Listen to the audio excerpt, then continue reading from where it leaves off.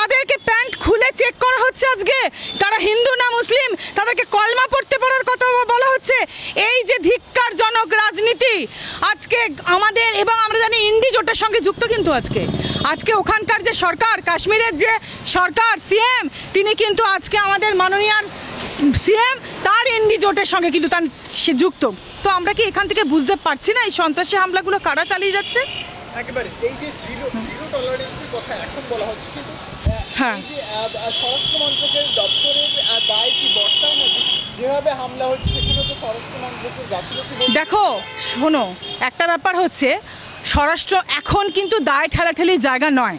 কে কাকে দায় দেবে, কে কী করছে, একটা যে কোনো সিকিউরিটি সিস্টেমের মধ্যেই কিন্তু সেই জায়গায় তারাও তো মানুষ, এরার হতে পারে, কিন্তু সিকিউরিটি সিস্টেমের মধ্যে যে মানুষগুলো আজকে এই জঙ্গিদের সঙ্গে বিক্রি হয়ে গিয়েছে, বা এই যে লস্করি তাইবা এদের সঙ্গে যারা বিক্রি হয়ে গিয়েছে, যুক্ত যারা টাকার বিনিময়ে যে অফিসারগুলো মাথা বিক্রি করে দিয়েছে, বা যারা ভেতরে ভেতরে জঙ্গি সংগঠনের সঙ্গে কানেক্টেড, বাইরে থেকে আমরা একটা আমাদের সরকারকে আমরা দায় দেওয়াটা খুব সহজ, বাইরে থেকে আমরা ইজিলি খুব সরকারকে দায় দিতে পারি। আজকে কিন্তু সরকার প্রতি মুহূর্তে আমাদের দেশের যে ইন্টারনাল সিকিউরিটিটা সেটা মেনটেন করার চেষ্টা করছে। আমরা দেখতে পাচ্ছি যারা সন্ত্রাসী তারা কিন্তু সকলেই পাকিস্তানি, তারা Pakistani terrorist, point to be noted, they are Pakistani terrorist. এই ক্ষেত্রে অবশ্যই আমাদের স্বরাষ্ট্রমন্ত্রী সবসময় চেষ্টা করছে জায়গাটাকে কিওর করার, সবসময় যাতে ইন্টারনাল সিকিউরিটি বজায় থাকে, মানুষ যাতে সেফলি তাদের গণতন্ত্রটাকে এনজয় করতে পারে। কিন্তু যে কাশ্মীরের সরকার, যে সিএম হচ্ছে তোমার, আজকে আমরা দেখতে পাচ্ছি যে Omar Abdullah CM of Jammu Kashmir national conference, সেই সিএম এর দায় এখানে অনেক বেশি বর্তায়। কারণ তিনি যখন ইন্টারনাল সিকিউরিটিটাকে মেনটেন হতে দিচ্ছেন না, তিনি যখন সেই ক্ষেত্রে যখন ধরো একটা কেন্দ্রীয় বাহিনী যে কাজ করছে, বা বিএসএফ বা তুমি ধরো সিআরপিএফ এরা যে কাজ করছে, আমাদের কেন্দ্রীয় সংস্থাগুলো যখন কাজ করছে, সরকার যখন দায় নিচ্ছে, সেই ক্ষেত্রে দাঁড়িয়ে আমরা কিন্তু জানি সেই সিএম তিনি কাদের গণতন্ত্র চালাচ্ছেন। তিনি তো একটা পার্টিকুলার জনগোষ্ঠীর, একটা পার্টিকুলার ধর্মের তোষণ করছেন। তাহলে তারা অবশ্যই এই যে বাইরের পর্যটকগুলো যারা ধর্মে হিন্দু, যাদের জাত হিন্দু, তাদেরকেই দেখে দেখে মারা হলো। সেখানকার তারা তো তাদের ধর্মের লোককে মারছে না, ব্যাপারটা তো বুঝতে হবে। কাশ্মীরের লোক তো তাকেই নির্বাচন করেছে।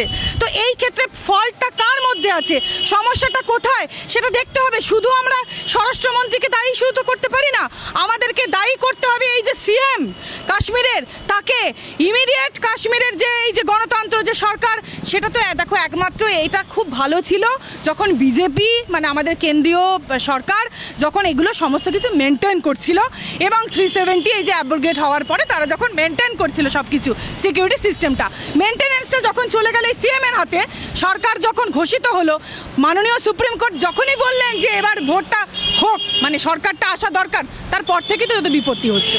এটা তো একেবারে শুধুমাত্র হিন্দু হওয়ার কারণে এই মানুষের প্রাণ গেল, কি বলবেন, এটা তো মর্মান্তিক ছবি।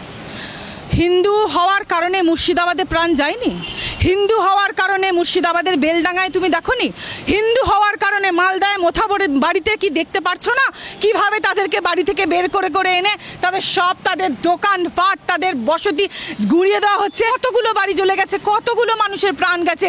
তাহলে এই ঘটনা হিন্দু হওয়ার কারণে আমরা গুজরাট দেখেছি, আমরা কর্ণাটক দেখেছি, আমরা কেরালা দেখেছি, আমরা ওয়েস্ট বেঙ্গল দেখেছি, হিন্দু হওয়ার কারণেই তো মরতে হয়েছে। এটা তো ইতিহাস বলছে, হিস্ট্রি রিপিটস।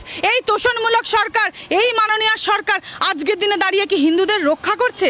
হিন্দুদেরকে তো আহত নিহত করার জন্যই বসে আছে। হিন্দুদের অধিকার কোথায়?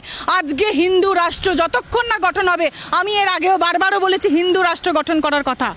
হিন্দু রাষ্ট্র মানে সাম্য। হিন্দু রাষ্ট্রে কিন্তু তাকে ধর্মের জন্য গুলি খেয়ে মরতে হয় না। হিন্দু রাষ্ট্রে কারোর কাপড় চুলচেরা করে ছিঁড়ে তাকে প্রমাণ করে যে সে হিন্দু না মুসলমান সেটা জানার পরে তাকে খুন হতে হয় না। তাই জন্যেই কিন্তু হিন্দু রাষ্ট্র দরকার।